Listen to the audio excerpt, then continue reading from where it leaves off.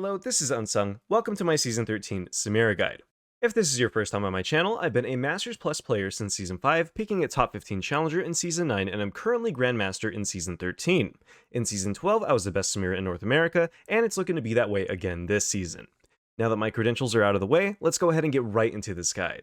First and foremost, let's go ahead and talk about Samira's runes. Not much has changed since Season 12. Samira is still hard locked into taking the Precision tree. Our primary keystone rune in this tree is going to be Conqueror. This rune has the two most important stats that Samira needs: lifesteal and ramping attack damage. The longer you fight, the more damage you deal, and the more that you heal from Conqueror. Samira doesn't have effective base damages in her kit. All of her ratios are incredibly reliant on bonus AD. Conqueror is the best rune for getting bonus AD, so we're pretty much forced into taking this. Samira's auto basic trade gives you 4 Conqueror stacks.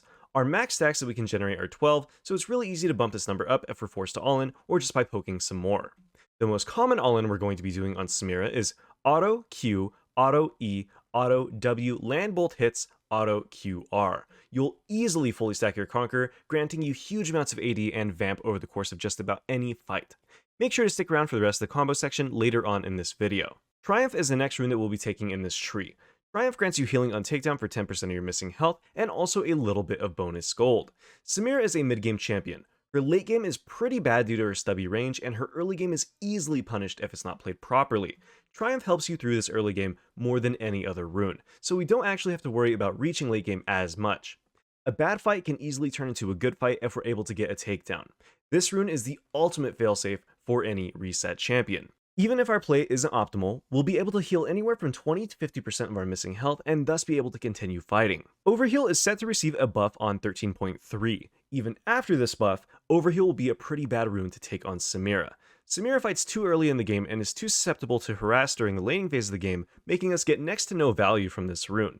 Overheal can be used sometimes if we're going to be focused on a later game build in a lane with minimal kill pressure on both sides, but if that's the case, it's already looking kinda doomed. Snowballing is the name of the game on Samira, and Overheal prevents us from surviving consistently on sub 20% HP. Let's run some numbers real quick. At level 1, Overheal, if we're able to stack it fully, will grant us a 20 HP shield. If we get a takedown at level 1 while being around half HP, Triumph restores around 40 to 50 health depending on our items. I'd personally rather have Triumph every time. Presence of Mind is useless since the mana cost removal on Samira's ultimate in 11.24, so we're basically forced to run Triumph every game. Legend Bloodline is the next best rune in this tree purely because Samira can't use any other runes. Legend Tenacity is way overnerfed to be viable on AD carries anymore, and Legend Alacrity can't be used on Samira specifically due to her long animation lockouts. Attack speed is just less efficient on Samira than it is on other AD carries. If we're stuck in ulti, Q animation, W animation to name a few, we can't be using attack speed, thus we don't get any value from the rune. Lifesteal from Bloodline will allow us to drain tank very early in the game, especially when combined with the Vamp effect from Conqueror.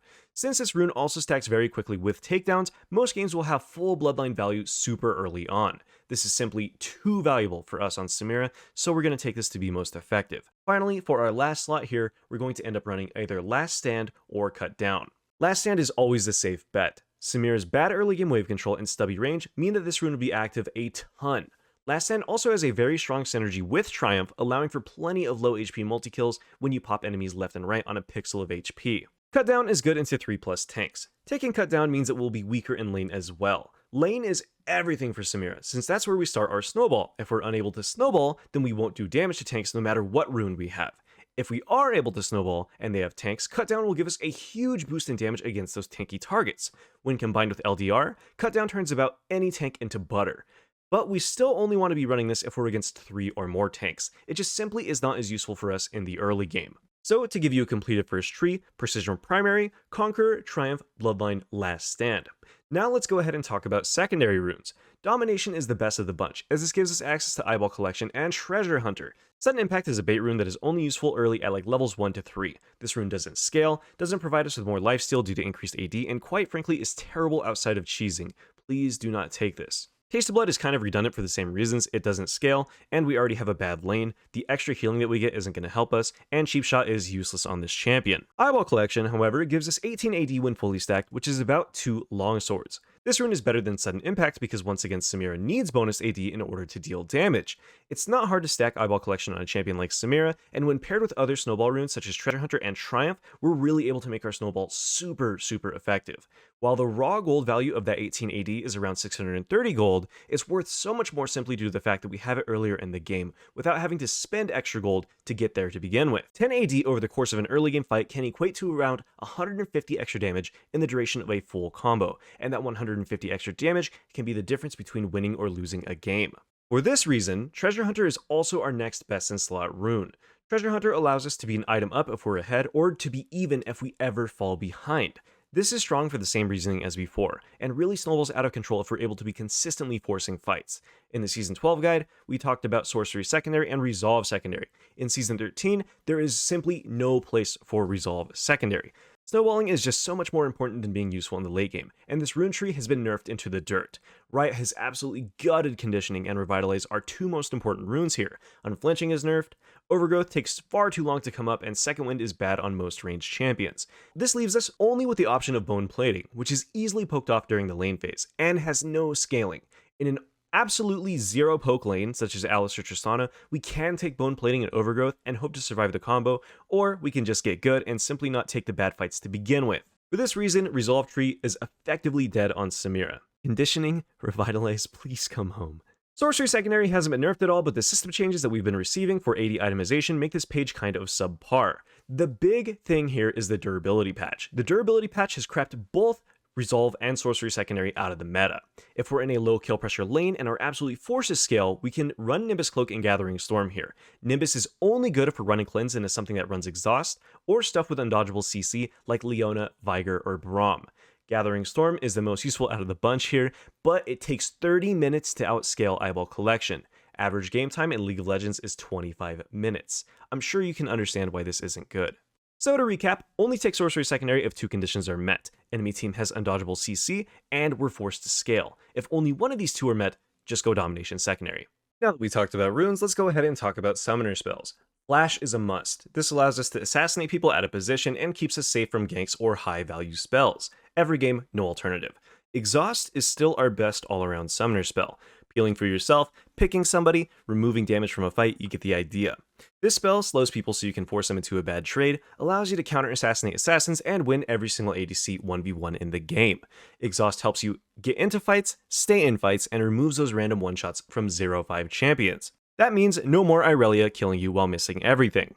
Now let's talk Cleanse. Cleanse is amazing for dealing with point-click, non-projectile CC, Ignite, or Exhaust.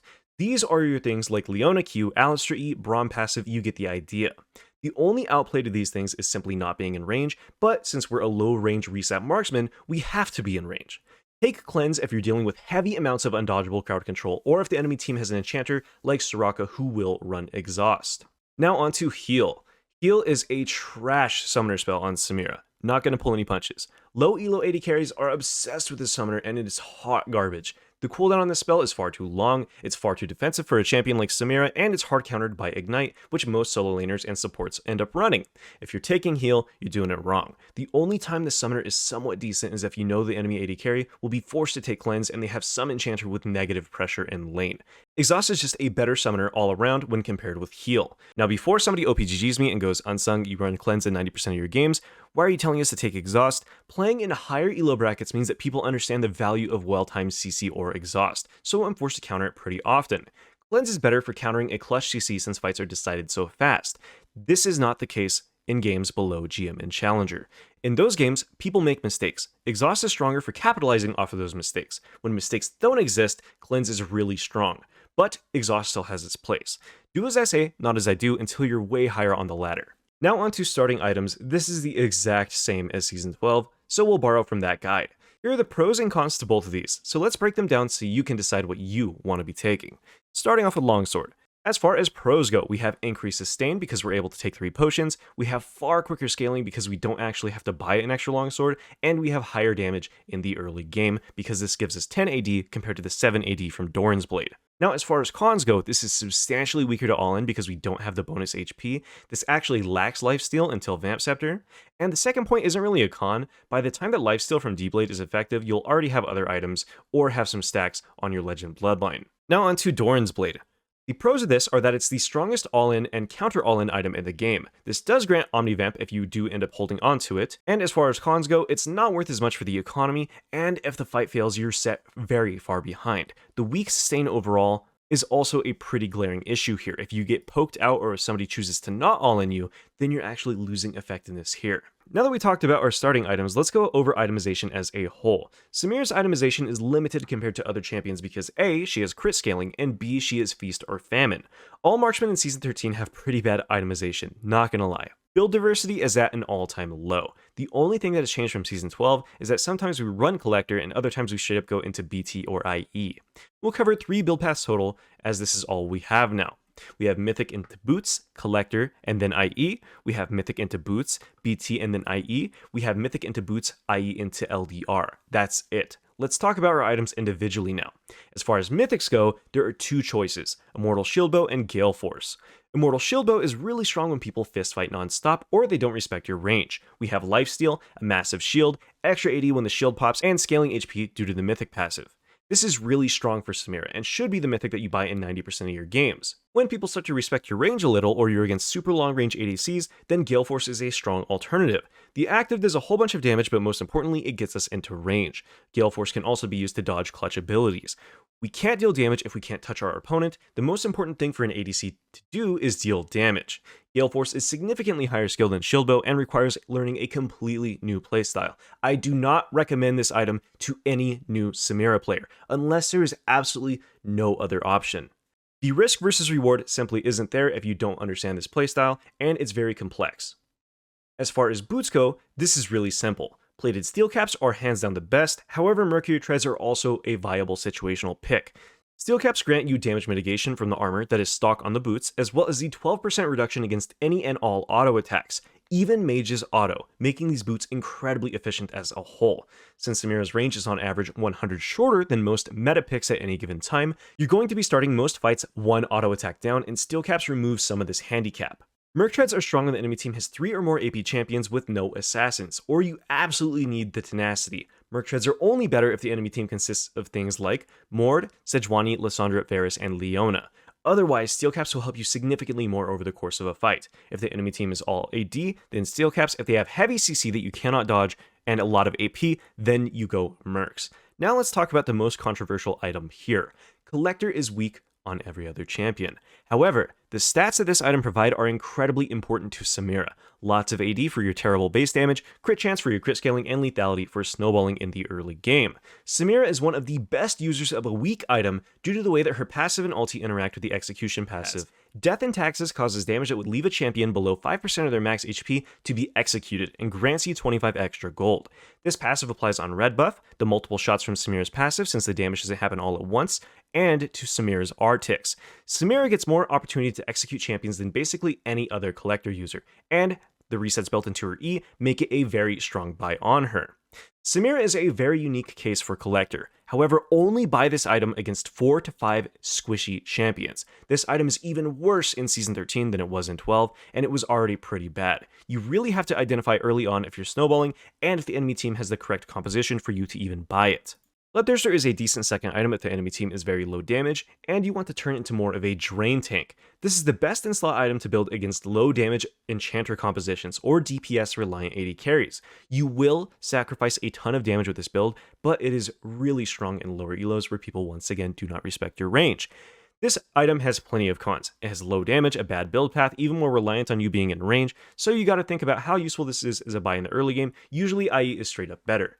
Infinity Edge has been changed to proc its passive at 40% crit instead of 60% crit in Season 13, making Samira one of the best users of new IE, as it kind of alleviates the issue of LDR having such low AD for her. This means that we can IE second into LDR third and absolutely melt entire teams in a flash. There are problems with this item though. First and foremost, the build path is expensive, just like Bloodthirster. It's incredibly inefficient.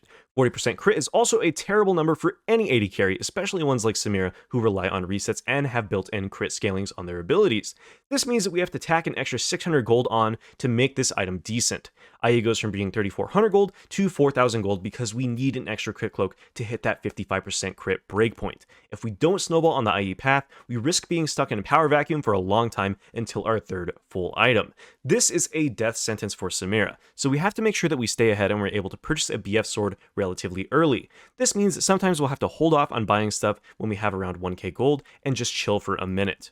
Out of all the build paths here, IE second is the most consistent and therefore the one that you should be building the most. After that, Collector is the best, followed by Bloodthirster after. Now that we talked about our core, let's go ahead and talk about situational items. Guardian Angel is a fantastic defensive item as it gives armor and AD as well as a revive. The revive is a fantastic tool for buying time on most AD carries. The job of an AD carry is not to deal the most amount of damage in the shortest amount of time, it's to deal the most amount of damage that you can deal while staying alive. Guardian Angel gives you a second life, meaning that people have to camp your body for 4 seconds before you stand back up. That 4 seconds is enough to allow your team to breathe if you're the one that's ending up being dove. Force of Nature is the best magic resist item against magic damage DPS or very heavy burst in the game. Spear of Visage is also a great item if you drafted Samira with heavy healing allies and build a Bloodthirster for the Drain Tank build. Randuin's Omen is fantastic against crit assassins or low range AD carries, and you can also kind of make a case for Black Cleaver, however the stats from another item are usually better. A situational build against heavy magic damage could be Gale Force, Merc Treads, Maw of Mortius, Infinity Edge, Bloodthirster, Force of Nature. A heavy anti-AD build could consist of Immortal Shieldbow, Plated Steel Caps, Bloodthirster, Infinity Edge, Randuin's Omen, Guardian Angel, and an anti-tank build could be Immortal Shieldbow, Plated Steel Caps, i.e. LDR, Black Cleaver, BT, or GA. Mythic into Boots, Infinity Edge, LDR or Mortal Reminder, BT, GA. Mythic into Boots, Collector, Infinity Edge, BT, GA. Mythic into Boots, BT, i.e. LDR/Mortal Reminder into GA. As you can see, you can choose to go for other builds if you desire, they just usually aren't as effective as full glass cannon, but sometimes dodging everything and playing perfectly are simply just too much effort. So these itemizations allow you to brawl and make mistakes without dying instantly. It's up to you to choose what you want to build, I'm just here to explain when and why you should buy certain things while you decide for yourself what playstyle you want to adapt. Now, we cannot talk about items in Season 13 without talking about Ravenous Hydra and Mortal Reminder. This is just my opinion. Mortal Reminder is still a bad item on Samira and as a whole. Most games in AD carry will be against a comp of tank or bruiser top, assassin or tank jungle, mage mid with lots of HP, omega lol, marksman, omega lol, enchanter, or a tank support. LDR will always be higher damage against health stackers, no matter what due to Giant Slayer. If the enemy top is a drain tank, our top or mid will usually itemize Grievous Wounds for it. If the enemy jungler is a drain tank, same thing, the top or the jungler usually itemizes for it. If the enemy bot lane is an enchanter that heals for a lot, our support will usually end up itemizing for it, or they'll have Ignite. This brings the value of Mortal Reminder down heavily. This is only a good item if we're the sole applicator of it, and even still we generally do more damage to most drain tanks by going LDR since they always have some sort of bonus HP. There are no drain tanks in the game aside from maybe Fiora that don't itemize health, and even still Fiora ends up buying Divine Sunder. LDR is generally better than Mortal Reminder. Now that we talked about Mortal Reminder, let's go ahead and talk about Ravenous Hydra.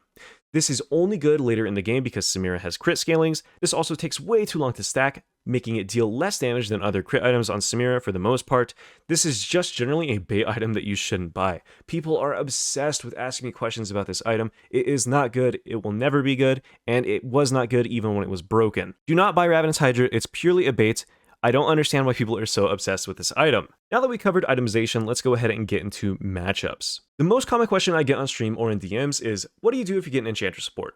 Samira is probably the most support-reliant marksman in the entire game, and if you don't have a support that allows you to go ham with them, she's honestly not that great of a pick.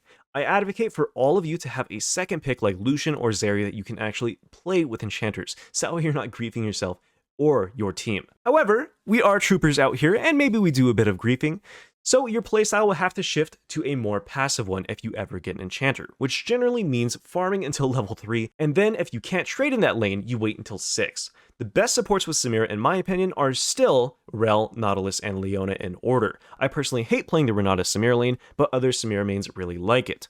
The worst supports that you can get with Samira are going to be Soraka, Yuumi, and Karma. There are some enchanters that are playable. I actually find the Lulu lane to be a little bit more enjoyable than some of the other enchanters, and Nami can be good if the Nami player hits consistent bubbles, but that's usually asking a bit too much. So I just simply do not pick Samira with most enchanters. If you watch my stream, I'll play Zeri, I'll play Lucian, I'll play Jhin. If I have a mage, you get the idea. Even I don't like playing with these champions. You guys shouldn't force yourself to do that either. Every other allied support is just kind of eh. These are the standouts from best to worst. Let's go enemy matchups. The champions that will give you the worst time are the ones that deal consistent damage safely from out of your range. Kalista, Ashe, Caitlyn, Jinx, Zeri, and Kai'Sa are among some of the worst matchups for Samira. Ballista kites you, does huge amounts of damage, snowballs better, and dodges your E and Q, which prevents you from stacking style. Callista also has good synergy with both all-in and enchanter supports, meaning that even if you end up having a fantastic lane into her, you can still misplay somewhere or have a bad matchup somewhere, so you'll just lose the lane. Ashe doesn't have to actually use her R until you're on top of her, which is nearly impossible thanks to her permaslow from 600 range. Ashe support has the same issue. Caitlyn's massive range and wave shoving make any matchup without hard engage basically unplayable, much more so if she has a passive enchanter support to peel you off of her, things like Janna and the like. Jinx cannot be outshoved by Samira. Samira has one of the worst level 1s in the entire game. Jhin is kind of in the same vein here, where Jhin will get priority on the lane due to Dancing Grenade. Kai'Sa does the same thing while also being a massive threat. Insane wave control, she outscales you, she's much harder to pin down later game, and on top of that, the new Navori build makes her insanely mobile. Zeri outscales you, beats you in most 2v2s early due to her huge amounts of damage and synergy with enchanters like Lulu, and once again, when she hits that 2-item spike, you are going to get rolled over completely. This champion is absolutely disgusting, and if you've watched any of the early Season 13 pro play, she's pick banned in 100% of games. This champion is massively slept on right now, so until she starts getting played more in solo queue, we're pretty okay here, but the pick rate skyrocket will come as people see her being played more often in pro games. Playing Samira into any support with hard targetable CC like Leona, Nautilus, and Braum or Lulu is also pretty painful. These champions can hold on to their CC and make your life hell if you don't wait for them to use it on somebody else. Do not go in if these champions have cooldowns ready for you, and definitely do not R until they use them. It's also super painful to play Samira into Ashe, Jhin, or Heimer support if you do not have hard engage. I would recommend dodging most of these matchups. When you have hard engage, then they're fair game. Most people will make mistakes, especially in lower elo brackets, so it's not super terrible. But the more that you play into Varus with Halo Blades and Ashe support with Halo Blades, the less fun you will have. You will get killed level 1, you will get all-in incredibly early, you will get pushed under your turret, and you will be forced to sit there and get bullied for 15 minutes until you FF. These champions are miserable to play against if you do not have an engaged champion. If you have an enchanter against these supports, dodge. Now that we covered our matchups, let's go ahead and talk combos. Our most commonly used combos are going to be the same as before. Q auto, EQ auto, W ulti.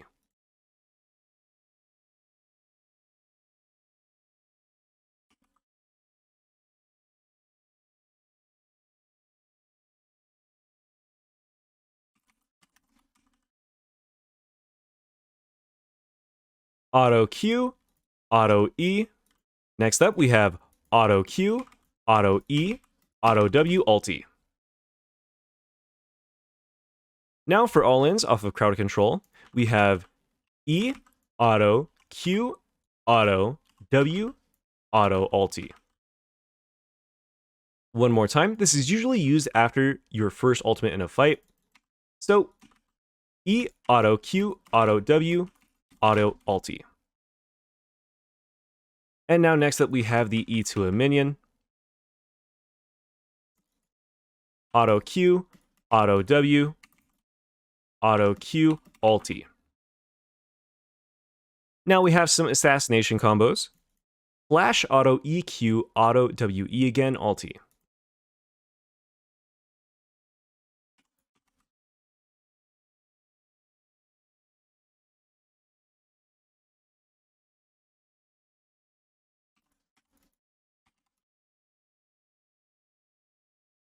Now we have Flash EQ, Auto WE again, Auto Ulti.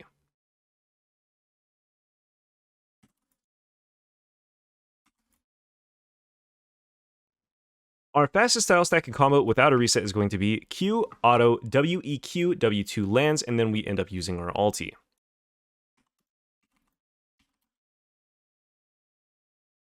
Q, Auto, WEQ, and then we instantly turn on our ulti. The combo that we use if we don't end up landing the Q is going to be Auto into WEQ, Auto again into ulti. This is a little bit slower, but a little bit more consistent. We can also use Auto WEQ, W2 lands, Auto ulti if we have no prior shots.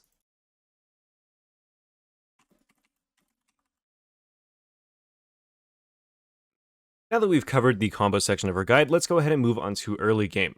Samira's level 1 is quite frankly trash. Her Q has no base damage, she literally cannot pressure minion waves like most other champions, but you should still try your best to contest for level 2. If you get level 2 first, then you can look for a quick trade, but you usually do not want to all in at 2. Trade your opponents until about level 3, then finish them off with a quick and decisive fight, then hyper snowball with your longsword or D-blade start. If this doesn't work out, let the enemy push the wave into you while you thin it constantly with your Q and safe auto attacks, so that you can then CS under turret until first base. Once you get a second longsword, you can generally last hit under tower using your melee auto attacks thanks to the added magic damage, and then look for a fight when the lane resets to neutral again. Some games you're going to be bouncing waves over and over, so it's really important to learn how to slow push from your turret to keep yourself safe. Slow pushing is just simply letting a wave build up on your side, and then still only passively last-hitting creeps until your wave becomes double or triple its size, so you can walk it into the enemy turret. Having such a massive wave prevents your opponents from killing you, as they'll take too much damage from the minions. Samira's early game is all about mitigating weaknesses until level 3, and then you go in once you get the additional longsword or a favorable all-in. Remember, Samira is very support reliant. Your support is going to be dictating the pace of the lane most of the time. You can kind of start fights by yourself, but you have to have really good auto pacing. So that means the auto Q auto trade becomes very, very, very important to you. If your support lands a pick, then we simply use our passive immediately into EQ, and then we use our W to shrug off as much damage as we can. The earlier in a fight that we get our E off, the more effective it will be, because it does grant us a lot of attack speed, which thus gets people low very fast and increases our magic damage. Post 6, constantly look for all-ins, as Samira's ulti doesn't actually have a cooldown, so even if you lose the first fight of the lane, you can usually force while your opponents have ultis on CDs and then pull out a win. Ping your allies to let them know when you can and can't go in, and to coax and engage out of them. Communication is key on this champion, as one bad fight can lose you a game very easily. Trust me, it does not get any easier as you go up. It only becomes more and more difficult, so it really matters that you master this very quickly. For teamfighting, always look for those that are weak and vulnerable. Getting a reset is the most important thing on Samira after staying alive. If you're dead, you can't deal damage. Stack your style with autos and Qs whenever they're safe, and then let hell loose when the opponents have to deal with somebody else, or simply forget about you. Save that W for blocking CC or high damage abilities, and if you play it right, you're going to be dropping pentas left and right. Constantly be poking and prodding at enemies until they get pissed and make a mistake, then take a nice 900 gold paycheck for their impatience. Do not be afraid to go in or take risks on this champion. If you think that you can take the 1v2, go for it. If you lose, respawn, try again. If you win, 600 gold from kills alone and an extra item above your enemies. This champion is all about making dumb decisions and forcing them to work. You need to not be risk averse on Samira. She is a feast or famine snowball champion. You need to be ahead to make her effective. You will fail. It is inevitable. You will mess things up, but it's okay. You get back up, you brush yourself off, you try again.